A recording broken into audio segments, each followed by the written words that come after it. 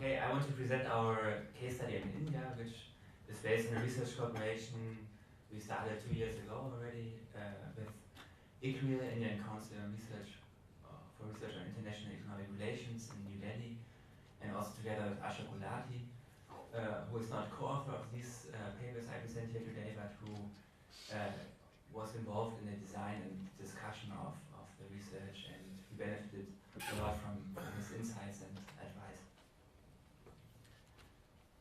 So first, why should we focus on India? First of all, it's a big country. It has large stocks, in particular of rice. 20% of the global rice stocks are located in India. So whatever India does on its domestic food policies will have an impact on international markets, in particular if these food policies refer to domestic trade policies. Then last year there was a strong debate and crisis of the WTO negotiations in Bali, where India blocked for some time an agreement, but then agreed to this because international trade principles were inconsistent with the way India implements its own food security policies. And currently there are many reforms going on in India, which makes it to a very interesting case study.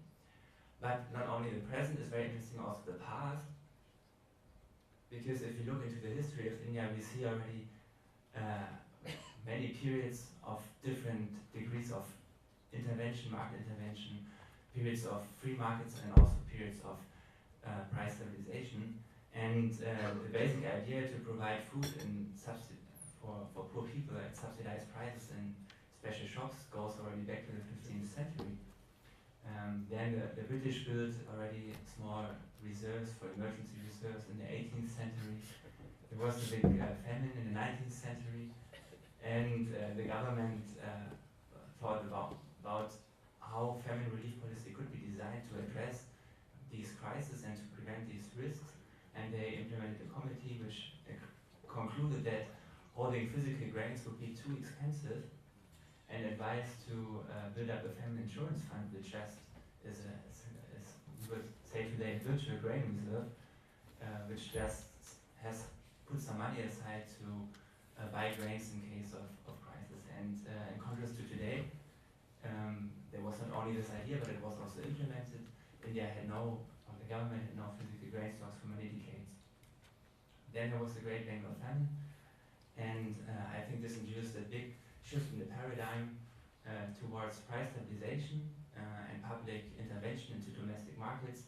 Stable high prices for producers and stable low prices for consumers was the idea. And this characterizes the Indian food policy until today. So since the 50s, there were several reforms on the demand side of the food system. So the public distribution system, or PDS, which gives grains, in particular wheat and rice, at subsidized prices to consumers. And there was some defining of the targeting groups and so forth. But ultimately, there was a big increase in the targeting group with the National Food Security Act, which was implemented or agreed by the Parliament in 2013, which grants the right to food for almost 2/3 of the population. With the subsidized prices, there is a big challenge for the Indian government. The red line here is the market price, and because the subsidized prices which are given out to poor consumers, there are different categories of poor consumers which have different prices with the different colors here. There are fixed and nominal prices, and due to the high inflation, the real prices decreased constantly over the time, and for the very poor households, they get wheat and rice at almost 1/7 of the market price. So there's a huge gap between the market price and the subsidized price, which has to be financed by the government. This is only on the demand side, but also on the supply side, the government intervenes with minimum support prices to buy grains from the farmers, and all these end up in the domestic stocks. So in total, the entire food subsidies in India make up around 0.8% of the domestic GDP. As already mentioned, the National Food Security Act is probably the biggest food aid program in the world, maybe not in financial terms, but in the number of people who are affected by this. roughly 800 million people, mostly rural households, who are also producers of food. And the idea was to use the current public distribution system because it's implemented and just to scale it up to reach all these people. However, the public distribution system suffers a lot from leakages. The big discrepancy between market prices and subsidized prices, you can imagine, provides a big incentive to divert grains away from those who should get them. And there's a big debate whether leakage is 47 or 42%. It's a very hot topic in India. But anyway, leakage is high, and therefore there's also ideas to reform the system to provide cash to poor households, and there are pilot programs in several urban areas, and then this should be expanded to other areas as well. Nevertheless, I think one important shortcoming is the focus on grains and calories, not nutrition, not health. And the discrepancy, you can also see that according to the FAO figure of prevalence of undernourishment, which is a calorie-based measure, 17% of the population is undernourished, but 48% of the children are stunted, which is related to poor sanitation, poor water conditions, intra-household food allocation, nutrition allocation. So the first paper focuses a lot on the institutional arrangement and the history, and I want to lead this so far, and then focus on the other two research questions. How do the policies influence production and stocks in the country, and what are the implications for the stocks and the fiscal costs of the National Food Security Act in the future? And this is based on the second discussion paper, and current research focuses more on household studies and the effect of public distribution system on food consumption for households. Yeah, we needed a lot of time to understand the Indian food system, and I don't want to go through all the details here. We focus a lot on these gray elements here. These are the policy intervention where the government influences the domestic market. The minimum support price is a price set by a commission. Mahendra was part of it and can tell you a lot how the price is set. But there is an open-end procurement. That means that the government commits to buy all the grains from the farmers, and whoever brings it at a specified price. And this price is announced prior to the planting season. So these grains are then stored in the government stocks, and therefore influence, of course, the availability of grains at the domestic market. Some of the grains are released through the public distribution system to poor households. Others are released to the domestic market. Sometimes there are exports, sometimes there are export bans. There's a lot of discretionary choice there in this trade policies, in my opinion, depending on the domestic supply situation, depending on international prices. So we focus now on the impact of the MSP on production and on the private stocks. So to get an impression of the scale of the government intervention, you see here the gray areas is what the Food Corporation of India purchases from all the grains that are produced in India. This increased over time. The orange area is the amount of grains which remains with the farmers, with the subsistence farmers, and the blue is the marketed area. This is a national average. For some states, the figure is different. In particular, for the major grain producing states, 70 to 90% of the marketed grains are procured by the Food Corporation of India. So we have in some states a very high government intervention and very thin markets. So for the empirical analysis, we use time series approaches with national aggregate data from the Food Corporation of India, USDA, and other national sources. One problem with this type of analysis is that we have low observations because of the time horizon. So therefore we are a bit careful on the interpretation, and we cross-check this with cross-sectional household survey data and other work. But nevertheless, I think the results are quite informative and interesting. And one important finding was that we observed a very strong response of domestic production to the minimum support price. We get very high price elasticities for wheat and rice, and wholesale price prices, the market prices turn out to be completely insignificant and do not explain anything of the domestic production decisions. This is interesting because most of the farmers still sell to the market and not to the Food Corporation of India, so they sell to the traders and the traders then sell to the Food Corporation of India, but still the minimum support price of the government is guidance for farmers, what crops to plant, how to allocate the area, and it determines a lot their own decision. And the other important finding is that these price elasticities, not only in our study but also in other studies which looked into India and estimates, are relatively high compared to other countries, which is the lower table, which shows averages for other countries or global averages. And I think this has to do with the price stability and the low price risk due to the minimum support price. Because if there's no price risk, you can really calculate on the government price which you can get at the end of the harvest. If there is more price risk, more volatility, then price signals are of course weaker because there's much noise in the signals and more risk connected to the planting decision. So one thing, currently there is discussion to move also for farmers to cash transfers to provide subsidies not linked to the prices, which are prices sort of to the area, to the land they cultivate. And I think one has to consider that probably in such a system the own price elasticity will also, or the price elasticity will also decrease because of the higher price risk. And the other important issue was private stocks. It's difficult to get data on this, so what we used is a USDA estimate on total domestic stocks, which is based on the government data of stocks, but also market research and commodity balance sheets on what is available with farmers and with traders.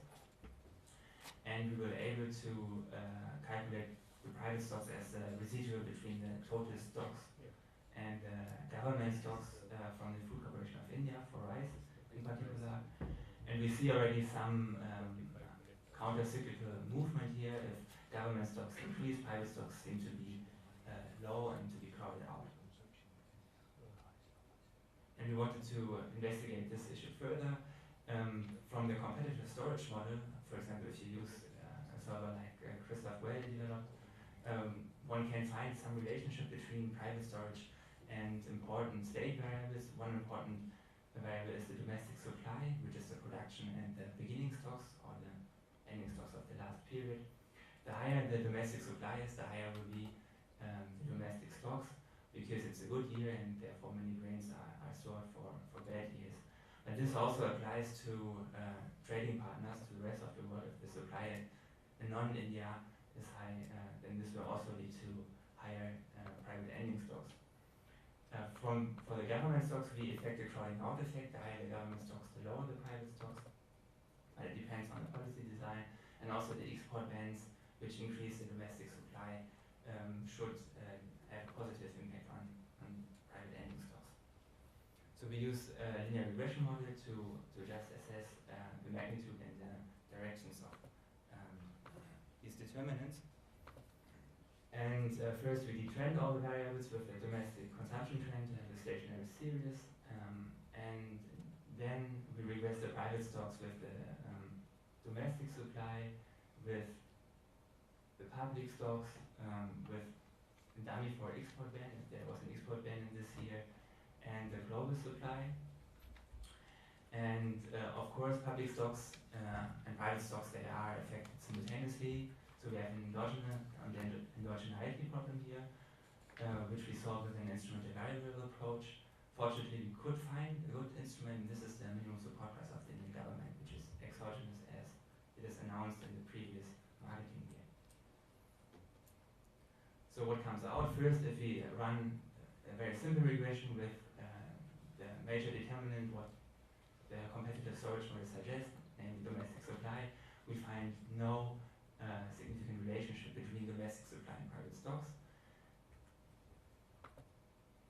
If we add the government stocks, however, we find exactly what we expected. The higher the government stocks, the lower the private stocks, and the higher the domestic supply is, the higher are the private stocks. And the findings translate also to other explanatory variables like export bans, which increase domestic supply and the supply in the rest of the world. So it's well consistent with the theory. And one important finding here is we can quantify the crowding out effect of the government stocks. If the government stocks increase by 1 ton, then the private stocks decrease by approximately 0.7 ton. Yeah, finally, what are the implications of the National Food Security Act for the stocks and the fiscal costs in the next years?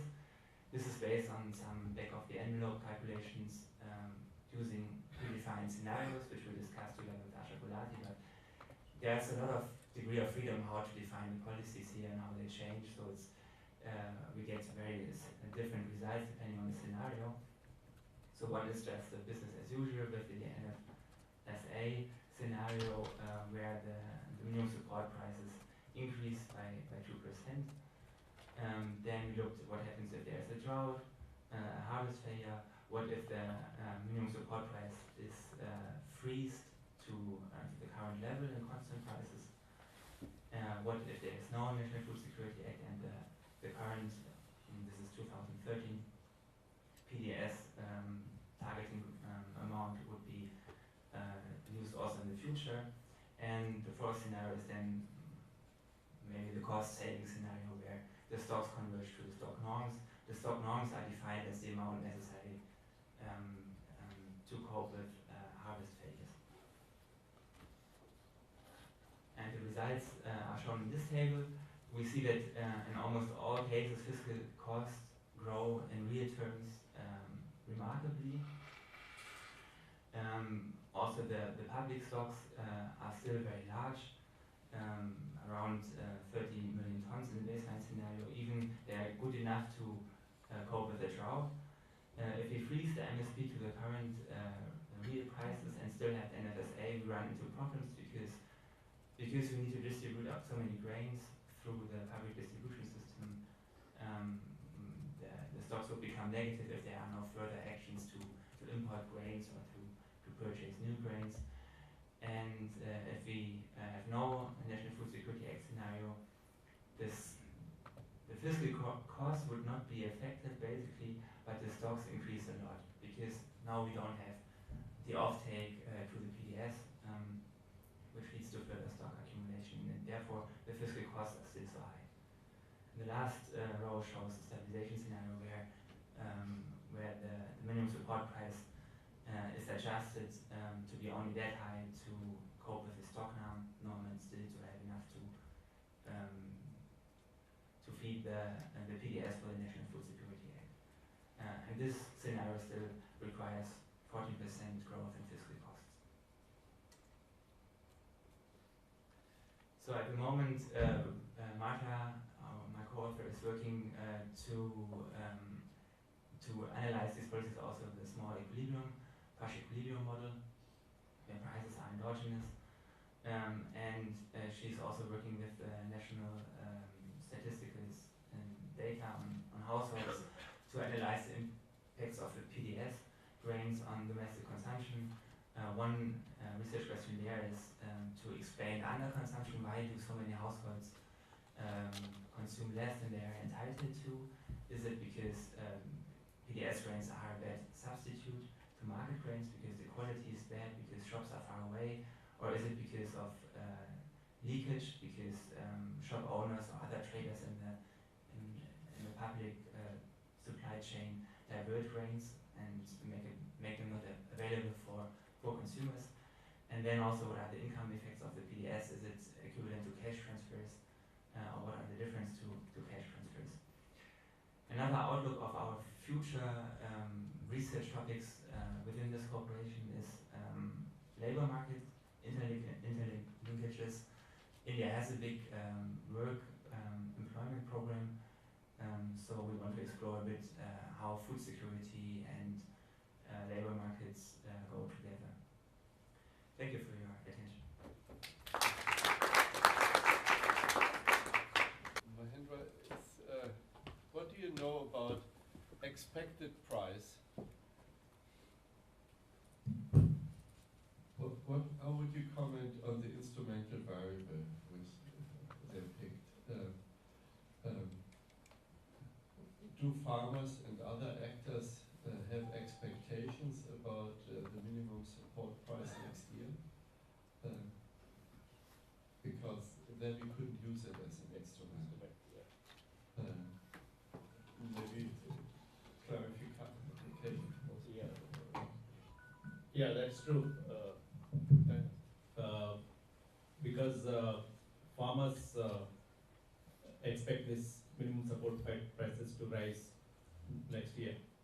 So whether you can use that variable.